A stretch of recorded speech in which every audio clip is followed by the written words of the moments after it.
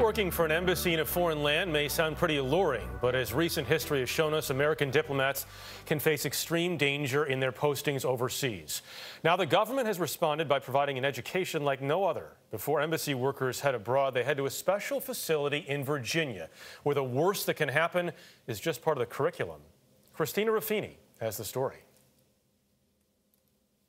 Keep it straight, keep it straight, keep it straight. If the goal of diplomacy is to avoid conflict, let's call this Plan B. But in an increasingly unpredictable world, the State Department says it wants its people prepared for anything. From facilitating the expulsion of a hostile vehicle to the successful negotiation of unfamiliar terrain. So it built this, the sprawling Foreign Affairs Security Training Center in Blackstone, Virginia, where diplomats are trained how to react to hostile or dangerous situations. Secure all classified. And what to do if the situation goes from bad to, well... I'm hitting fire, correct? Push and hold fire. Okay.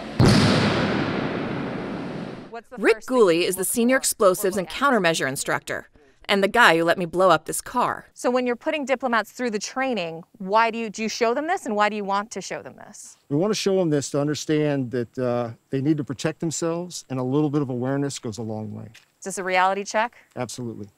The enhanced training comes after the State Department had its own reality check in 2012, when 4 Americans, including Ambassador Chris Stevens, were killed at the U.S. consulate in Benghazi, Libya. Benghazi got a lot of focus back here in Washington, as it should have. And we did learn lessons, and I think it did demonstrate we're sending people to some of these very challenging locations. We owe it to them as U.S. citizens to make sure they're prepared. Todd Brown is the acting assistant secretary of the Diplomatic Security Service. He says the 5-day course used to be reserved for high-risk assignments.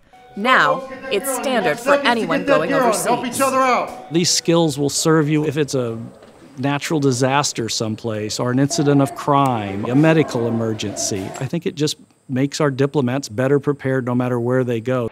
This Smokehouse Simulation teaches them how to escape a dark, burning building and was added as a direct result of what happened in Libya. Trainees also undergo hours of precision driving, which in my case was Off the brake. somewhat less than precise. Did you miss it? I think you might have missed it. I don't know, I think I killed it. The final exam is every diplomat's worst nightmare, an embassy siege. The goal is to make it as realistic as possible. So we've got an embassy that's on fire behind us, and then as they're trying to evacuate, they come across a building full of casualties where they're asking the trainees to perform medical training that they've done earlier today, in addition to having to get ready to get on the helicopter. And if you can't get on the helicopter, you don't pass the course. Good job, you did it. Excellent. Is it more dangerous to be a diplomat now than it was 20 years ago? To say the world is more challenging, I think that's probably a fair statement. The diplomats of today are not, they're not drinking gin and tonics on the terrace. Our military colleagues take on significant risks overseas, but so do our diplomats. And I'm very pleased that we've now have this facility to train them as they should be trained and be prepared for what comes. Successful statecraft requires proper preparation. Better to have the training and not need it than to need it and not know what to do. For CBS This Morning Saturday, Christina Ruffini, Blackstone, Virginia.